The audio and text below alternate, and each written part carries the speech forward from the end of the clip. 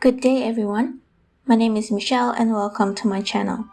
I make time-lapse videos of how I did my paintings. Today I'm painting the beautiful jellyfish. On a wood panel I started with a quick sketch. The wood was first sealed with Mod Podge to protect it from moisture and then with a few coats of gesso. After that I painted a thin layer of blue that was mixed with Sensador and liquid. The blue color was too dark and I couldn't see my sketch, so I decided to just do a very thin layer of paint and wiped off most of it.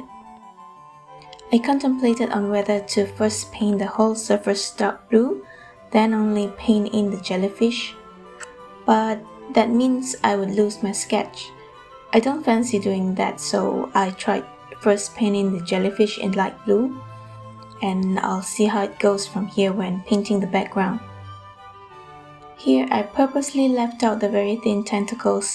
It's so thin there really was no point painting them at this stage. You see I mixed the dark blue twice here. You can feel it when you put the paint on the wood or any surface, how much it takes to cover a small area. So here after I put some on the wood, I felt that the first pile of blue was not enough. I don't want to mix a new pile halfway into it, so I mixed the blue again for the second time. The jellyfish was still wet. When I painted in the blue, it looked pretty good. There's the translucent effect that I wanted, so that was all good.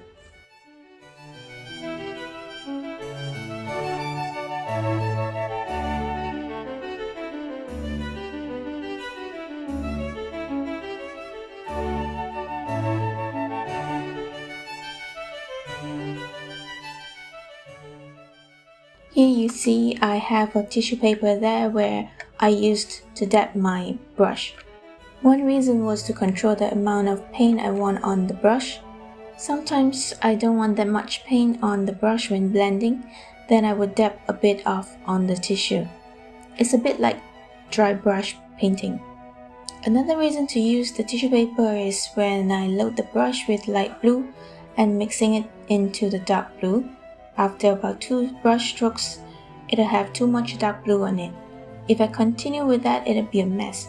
So after about 2 brush strokes, I'll dab the brush to rid it of the dark blue before loading it with the light blue again.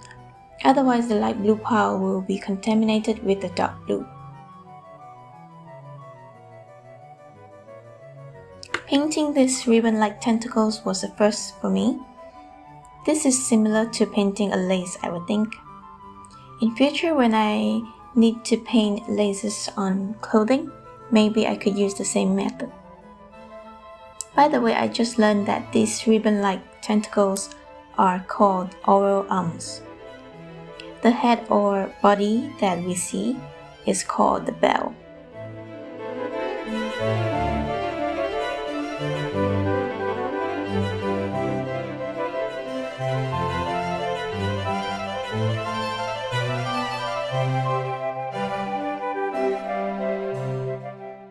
Painting wet on wet is most effective here, I think, to portray the translucency of the jellyfish.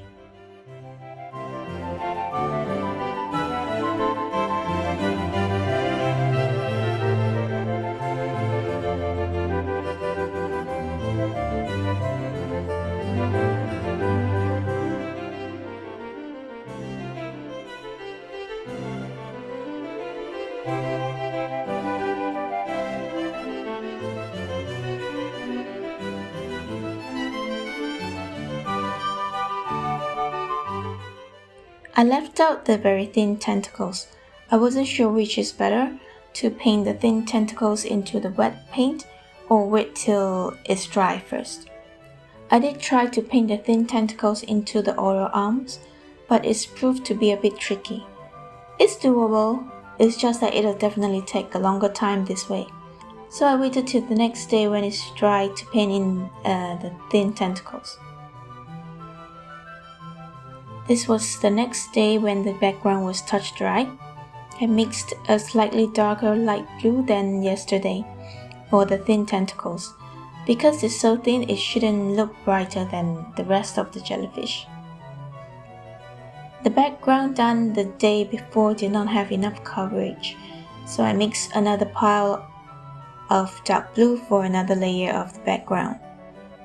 I covered the part on the left first and not the whole surface, as I wanted to paint the thin tentacles on the left first. This way, as the paint on the right was dry, I could rest my hand there.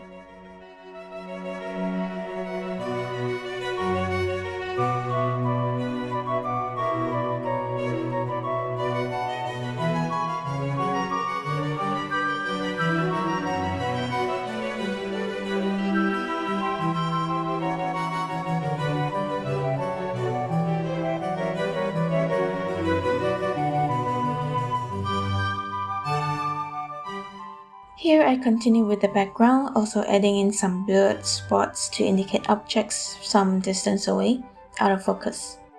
After which I added in the rest of the thin tentacles.